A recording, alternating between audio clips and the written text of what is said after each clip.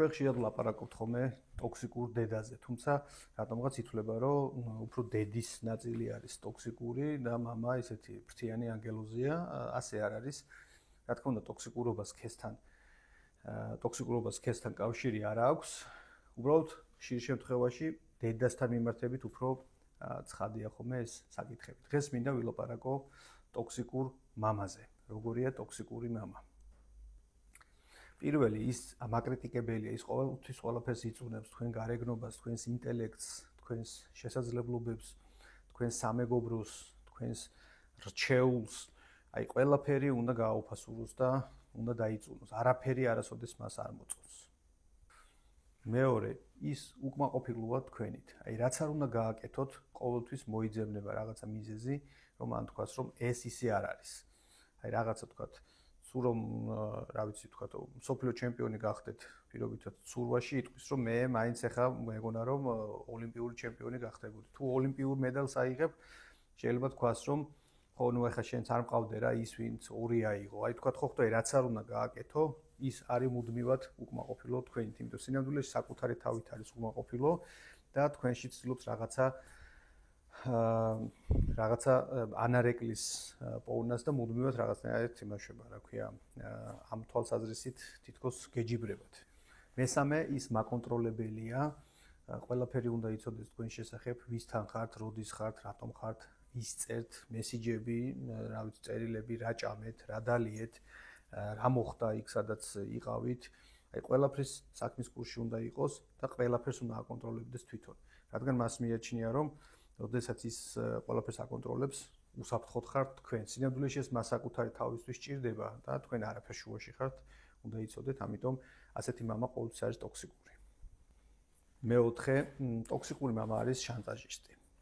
როცა მას რაღაც არ გამოსდის, ისე როგორც მიაჩნია და როგორც ეგონა, ის იწყებს ეს გაკვალულ გზაზე სიარულს, ის იწყებს შანტაჟს.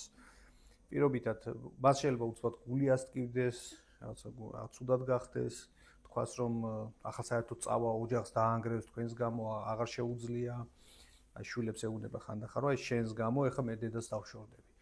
ან თქვათ რაღაცა გარკვეულ ურთიერთობაში შედიხართ, რაც მას არ მოსწონს, იწყებს ისე მოქცევას, რომ თქვენ უნდა დაგაშანტაჟოთ, ან თუ ფინანსურად მასზე ხართ დამოკიდებული, ამ ბერკეტს იყენებს კარგად. ამიტომ კიდე ერთი ნიშანი, რაც შეგვიძლია თქვათ, ტოქსიკურ მამაზე არის, რომ ის შანტაჟისტია.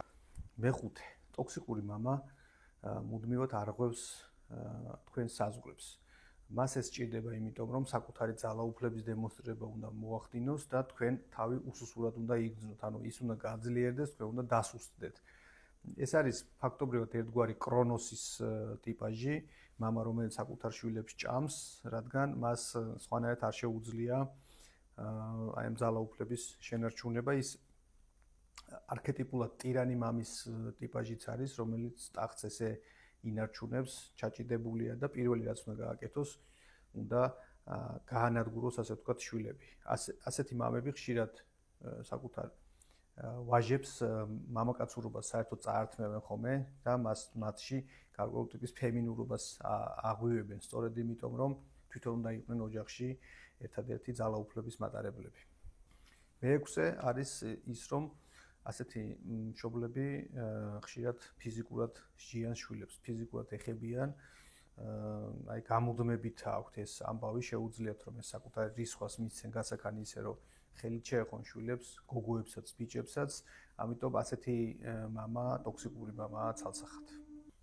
მეშვიდე, ტოქსიკური мама შეურაცხყოფას აყენებს შვილებს მუდმივად ამცირებს მათ საჯაროდ ცდილობს რომ რაღაცნაირად გაანადგუროს და პიროვნულად გასრისოს საკუთარი შვილები, ამიტომ როცა ასეთი მშობელია, თქვენ გარკვეულ ტიპის თავდაცვა ალბათ უნდა მოახერხოთ, თუ ზრდასრული ხართ, ეს თქვენს ძალებს წესით არ უნდა აღემატებოდეს, შეგიძლიათ დაიხმაროთ ადამიანი, თუ თინეიჯერი და ბავშვია, რომელიმე სხვა აზრდასრული უნდა ჩაერიოს ასეთ დროს, ასეთ ურთიერთობაში, რომ არ მისცეს საშუალება მამას, რომ ასე მოეპყრას საკუთარ შვილს.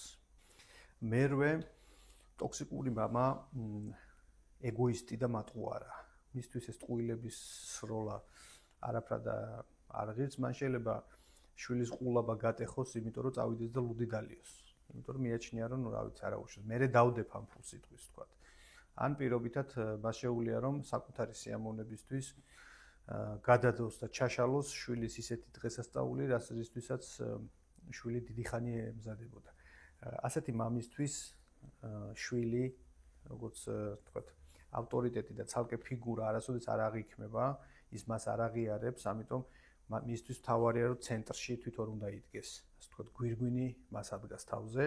ეს გვირგვინი არის ხელოვნურად ჩამოცმული თავზე გვირგვინი, ეს არ არის ბუნებისგან მონიჭებული გვირგვინი, ჩვენ ყველანი მეფის არქეტიპში შესვლისას გვირგვინს ჩვენ ცხოვრება გვადგავს ხოლმე, ყველას არა, მაგრამ ზოგიერთს, მაგრამ ხანდახან ადამიანი ძალით უზურპატორი არის ამ გვირგვინის და ძალით ჩამოიმხობს ხოლმე თავზე, მაგრამ ასეთ შემთხვევაში ის ასეთი მამა, ასეთი ტირანი მამა ხდება. მეცხრე. ტოქსიკური მამა უპასუხისმგებლოა, მას შეუძლია რომ რაღაცა გააფუჭოს და სრულად ესეთ ცივსისხლიანი სახით ტონით დაგაბრალოთ თქვენ. ის პასუხისმგებლობას არ აიღებს არასოდეს არაფერზე. აი 3 წლის ბავშვთან ერთად რო გავიდეს სადღაც სავაჭრო ცენტრში რაღაცის საყიდლად და ბავშვი დაკარგოს, დააბრალებს ბავშვს და არა საკუთარ თავს. ანუ ყველაფერს გააკეთებს იმისთვის, რომ ბრალი გადაიტანოს სხვაზე. და მეათე, ხშირად გვიჭირს ხოლმე ამის აღიარება, რომ ჩვენს მამებს ჩვენი შურთ. შური ჩვეულებრივი ბუნებრივი ადამიანური თვისებაა და ხშირად ეს მამებს აქვთ. ხშირად ეს აქვთ მამებს იმდენად, რომ ისინი არაცნობიერად, რა თქმა უნდა, შვილის წარმატებას ხელს უშლიან და ყველაფერს აკეთებენ იმისთვის, რომ შვილი არ იყოს წარმატებული, მათზე წარმატებული. ოღონდ აი უცნაური ოქსიმორონი ხდება ხოლმე ასეთ დროს, რომ მაგალითად ყველაფერს აკეთებს იმისთვის, რომ შვილი გახდეს კარგი ფეხბურთელი, თვითონ შეუმდგარი ფეხბურთელია. ყველა გვერდში უდგას თითქოს ყველანაირად, მაგრამ არაცნობიერი დაკვეთა, სცენარული დაკვეთა, რასაც ჩვენ ხშირად განვიხილავთ ხოლმე არის საპირისპირო, რომ შენ უნდა იყო წარუმატებელი.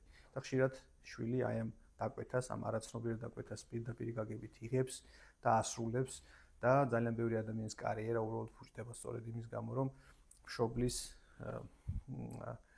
წინაშე ამხედრება ვერ მოახერხა და ეს შური, ეს მუდმივი კონკურენცია შვილებთან ტოქსიკური მამის ერთ-ერთი ყველაზე ცხადი და დამახასიათებელი თვისებაა. თუ თქვენ მოგწონთ ის ვიდეოები, რომელსაც უყურებთ, გთხოვთ რომ გამოიწეროთ ეს არხი და გვესტუმროთ ფასკუნჯი გურამ ეგრილიშვილის წერის საავტორო სკოლაში, სადაც ძალიან ბევრი მრავალმხრივი კურსი და ლექცია ტარდება.